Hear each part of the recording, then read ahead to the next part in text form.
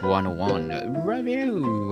Book 101 is all about the books that I read for the last 40 years. And today I have my special guest.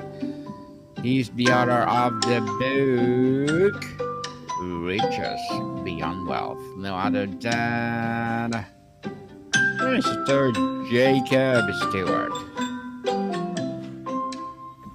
Welcome, Mr. Jacob, on Book 101 Review. And can you please introduce more about yourself that I miss?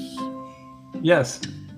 Yeah, my name's Jacob Stewart. Like you said, I'm a financial planner. I've done financial planning for about 10 years or more, working in different capacities as either an advisor or working in 401k. And then I have a master's degree in trust and wealth management from Campbell University.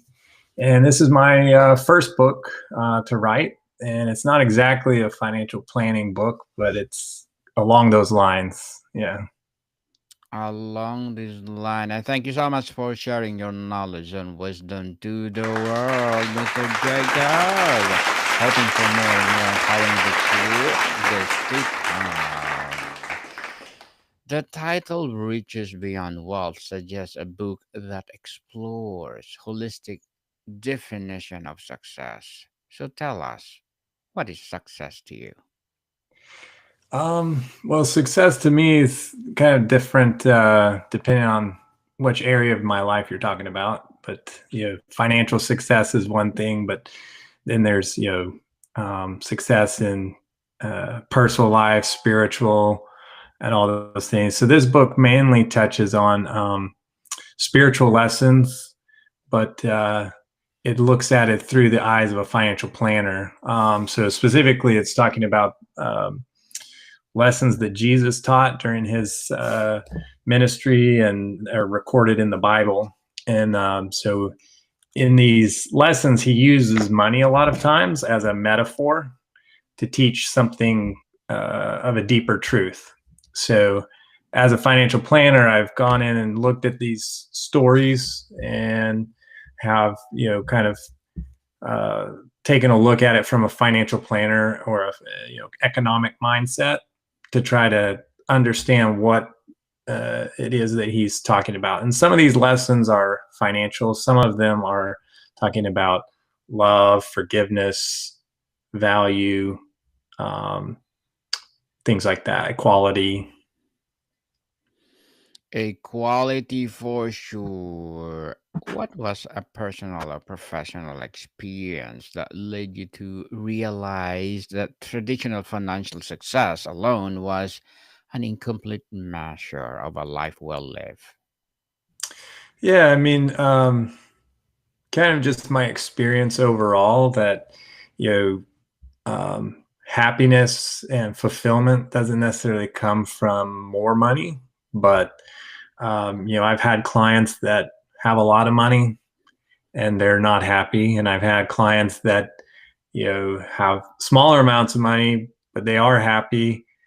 So it doesn't necessarily mean, more money, more success doesn't necessarily always end up with fulfillment or happiness.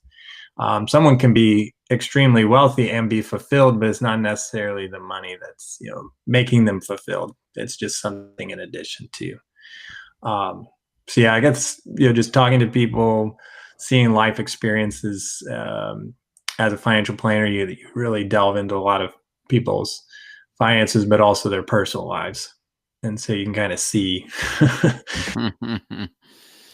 So, Mr. Jacob, the title Riches Beyond Wealth present a fascinating paradox. How do you define the difference between being wealthy and being truly rich? Yeah, it's a good question.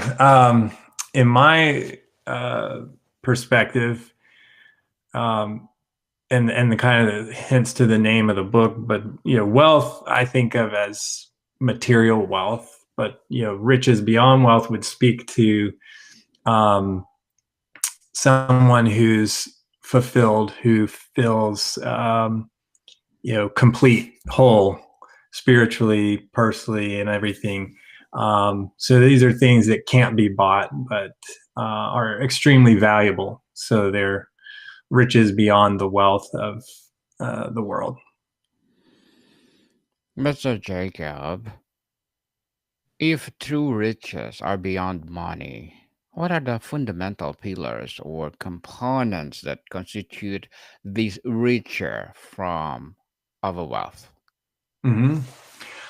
Well, for me, I would say, as a Christian, I believe that that would come from following Christ and His ways and following God, and those are kind of the foundation of any true riches. Um, and so that's my perspective. Obviously, people have other perspectives, but that would be my perspective of kind of the basis for true riches in this life. Why do you think so many people who have achieved financial comfort still feel a profound sense of lack or emptiness? I think it can present that, especially if wealth, specifically is the goal, and wealth is something someone's chasing after or trying to obtain. And then once they obtain it, there's an emptiness or a feel of, well, now I've attained it. Now what? What else is there? What else can I do? And I think that's a feeling quite a few people have. What's next? Yeah, what's next? Oh. What can I obtain now? What I've accomplished my goals. I've reached the wealth that I set out to obtain. But now what? The integration of money and meaning. How does your philosophy refrain the role of money from being the ultimate goal to be a being a vehicle for achieving a riches beyond wealth? Yeah. So that's actually one of the chapters. I talk about that topic in one of the chapters in the book, in chapter 5, and talking about how wealth, or material possessions, material wealth in this world actually kind of play into um, the riches beyond wealth, which is um, essentially, if I were to give an overview of that chapter, it's that the material possessions and the material riches, they will eventually expire. They're eventually going to go away. um, Once we pass on, or the world ends, or whatever, those things aren't going to last forever. But how you can use your material wealth or possessions is to take those things and use them towards eternal goals, specifically like um, being friendly towards people, being generous, being um, using your possessions, your material to make someone else's life better. That can then basically make a friendship or a bond that lasts beyond this lifetime. Where the wealth, it's pretty much just for this lifetime. Mr. Jacob, how can someone ensure their financial decisions and career path are deep in alignment with their core personal values? Yeah, that's a good question. Sometimes or I guess I should say, a lot of times I see with my clients, there is a disconnect between what their values are and what their actual finances are expressing. Um, but the best way to kind of align those is actually to get with a financial planner, such as myself, or the many advisors and planners that are out there, and they can help you manage your finances towards aligning with your goals ultimately, because it's usually a lack of planning that causes people's finances to not reflect their values. And it can happen to all of us. Expenses start adding up, and before you know it, we've got 10 different subscriptions, and a bunch of stuff that we're paying for that we don't need or don't want. and we would rather it go towards something else that aligns with our goals. But because life happens, a lot of times these things kind of creep in and take over our finances. Because we do live in a consumer-based economy, and consumerism is everywhere, and you're always encouraged into consumerism. But a lot of us have values beyond that, and so yeah, we can kind of get taken over by consumerism. Indeed. So, what does a practical abundance mindset look like on a daily basis, and how is it different from simply being optimistic? Um, yeah, so I think um, an abundance mindset, kind of has to go into thinking about opportunities that are out there, and pursuing those, whether that's investing your money or doing a business enterprise or whatever.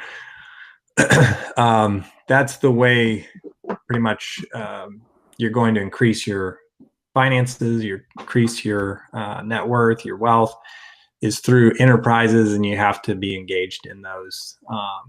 Where just being positive mindset doesn't necessarily grow your assets over time. Just being positive about what things could be, it's not necessarily gonna, you know, get you towards your goals or things like that. Mr. Jacob, what is the most underappreciated non financial asset that people should be investing in to build a rich life? Um, so yeah, rich life versus just building wealth.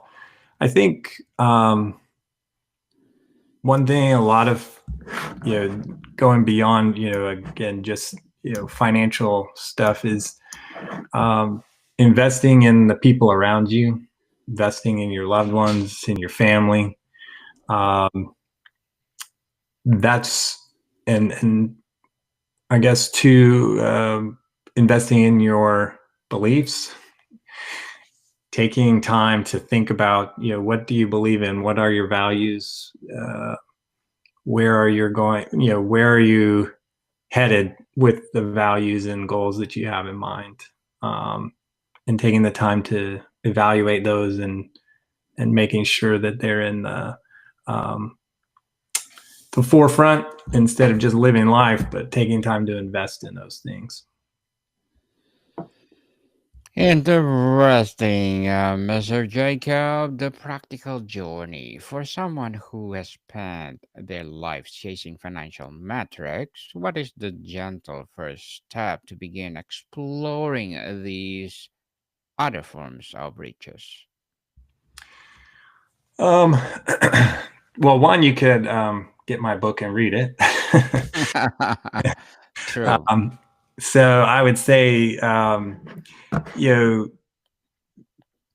a journey towards riches beyond material wealth um, is really just taking an assessment of your personal life and seeing where you are now and what are the things you value, and you know could you change your values? Are you willing to embrace change, and are you open for new ideas, new perspectives, that could potentially open up new ways of living?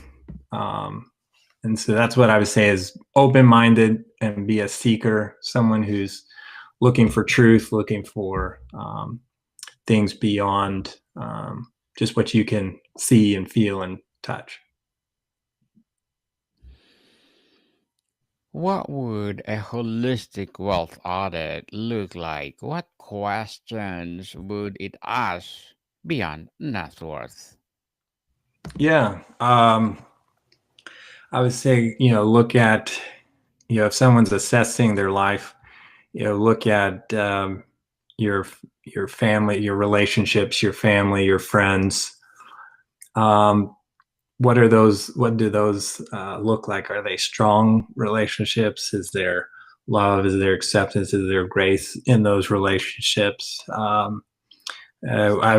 would, of course, take a look at finances as well as part of the holistic approach to assessing your life. Is where is my money going? Because that can oftentimes tell you a lot about your life and your current situation. Where's my money going? What things do I value right now? And should that be different? Should I change? Um, should then also looking at your spiritual condition. What do you believe? Um, do you believe in things beyond the physical world? Do you believe in change? Do you believe in redemption, forgiveness, and assess those things? And then those are a holistic approach. What does your physical condition, your physical body? Are you taking care of your body? Are you exercising, eating right? And so you kind of hit the physical, spiritual, mental approach, and just take assessments. See, is there areas where I can grow, where I can change? The time versus money equations, Mr. Jacob. How do we navigate the classic trade off between time and money to ensure we are not sacrificing our most irreplaceable asset for a temporary financial gain? Yeah. So time and money have a interesting relationship, and obviously the um, time, basically money now is worth more than funny money in the future. You've got inflation and all of that, but time is a resource that all humans have. It's something we all have, but we don't know how much we have of it. And so when we work, when we spend time with people, we're using our time, we're spending our time, and it's a finite resource. So kind of getting to your question, how do we know we're not, we're trading our time for something that's truly valuable? Um, I guess that would really come down to someone's individual perspective on what's valuable, what's true riches. Um, but that would probably also be a good thing to do as a part of a holistic assessment of your situation. Is where is my time being spent, and is it something that's truly bringing value? Is it something that's going towards true riches in life, or is it you know just being a time waster? Mr. Jacob, as a wealth advisor as well as an author, what are your short term and long term goals? My short-term, long-term goals. Well, um, my short-term goals right now are helping, or basically, I want to get the book out there as much as possible to the people that it would benefit, that would have an impact in their lives. Um, and then long term, I plan on writing probably another book or two, and then I work for a startup financial advisory practice. So I more long term, I like to continue working with that and getting it up and running, and hopefully eventually nationwide, where people can come in and talk about their finances, and we're making it where it's more accessible to people, more affordable than your uh, some of the other options out there as far as advisors go. And so anyway, that's long term goal, is seeing that take off, and then like I said, my book, writing maybe a few more books. Good luck to your goals, Mr. Jacob, and looking forward for more success. And what will be your piece of advice for those people that don't want to be like you? um, I would say if you're want to achieve success, first step is kind of knowing yourself. And um, once you know yourself, you can navigate challenges and barriers and things a lot better because you know your best way to get through those things.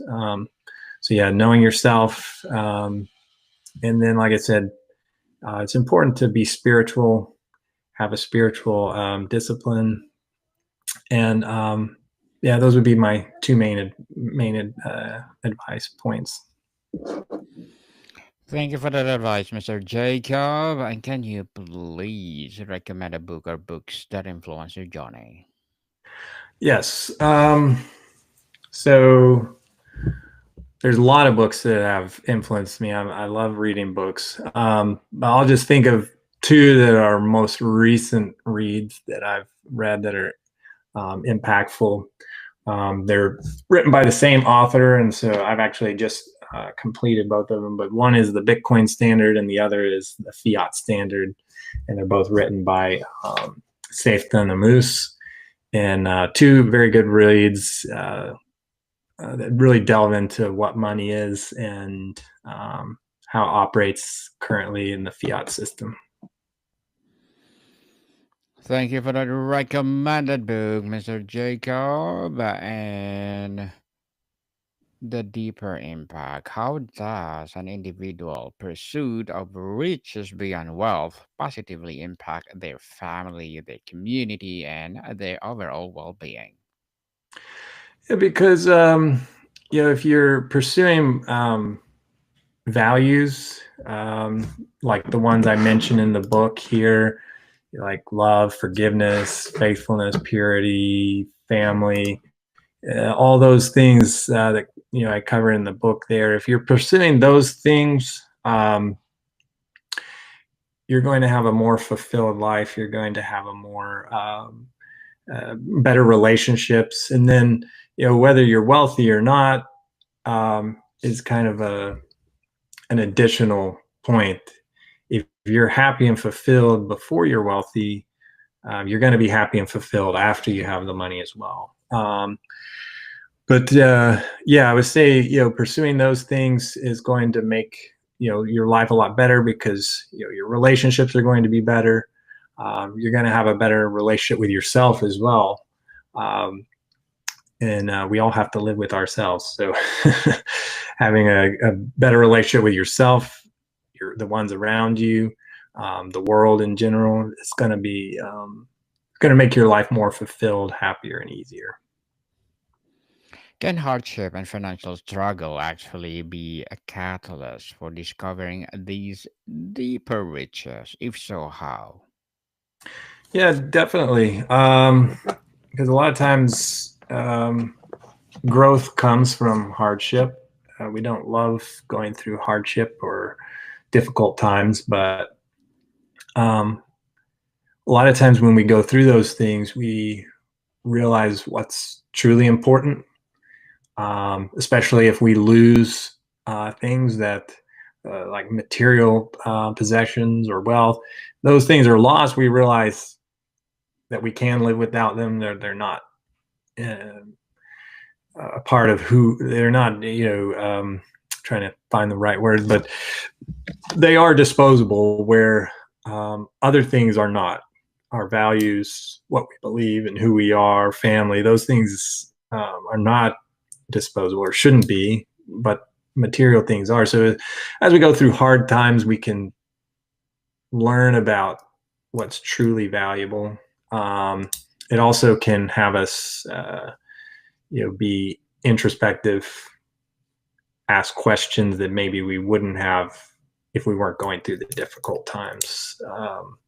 And then, those questions often lead to finding truth, finding new truths that maybe we weren't aware of before. If you had to measure the return on investment of living this philosophy, what would the key metrics be? I'm sorry, what was the question? If you had to measure the return on investment of living by this philosophy, what would be the key metrics be? That would be difficult because the it's kind of hard to measure things like love, forgiveness, uh, faithfulness, value, identity. Kind of hard to measure those things. But I would say if you want to look, I would say you could probably measure the amount of joy and fulfillment that you have in life. Um, we're always going to have hard times and things like that, but um, if there's a joy there that goes beyond difficult times, that goes through those things, then then believing in those riches beyond wealth and living those out are going to have a bigger impact um, on the amount of joy that you have and things like that. A bigger impact indeed, Mr. Jacob. Before we wrap up our discussion for today, I'm inviting you to please do listen to my other podcast, people, because my abstract essay is already in fifth season, abstract poetry in second season, and my book 101 review in fifth season too, comedy 101 in second season, and my food 101 in fifth season as well, geography 101 in first season, and my baby podcast, law 101 and Mental Health 101 Love Letters in third season, and Movie 101 Review Music 101 in fourth season, and Science 101 and Sex 101 in its first season. Please listen to them wherever you listen your podcast. So, Mr. Jacob, if you could leave readers with one single practice of mindset shift from your book to start cultivating riches beyond wealth today, what would it be? You said one little mindset change, did you say? Or Yes. okay. Mindset shift. Yeah, mindset shift. I would say um, maybe thinking about value. It's what I talk about in chapter 2, but um, value a lot of times we think of in dollar terms, but what's truly valuable to you? What's truly valuable beyond this world? Um, and thinking about what is real value, what constitutes true value. True value indeed, Mr. Jacob Stewart. Thank you so much for sharing your knowledge and wisdom to the world and hoping for more and more empowering riches beyond wealth to come. So, can you please invite our listeners to support your debut book? Sorry, what was that? So, can you please invite our listeners to support your book? Yes, yeah. So you can purchase my book anywhere books are sold. You can also get it directly from my website at jacoblstewart.com. Yes, people, let's support Mr. Jacob Stewart because if you support him, as I said, more and more empowering books like this to come. So, Mr. Jacob, thank you so much for your time. Thank you. More to come, people. See you soon.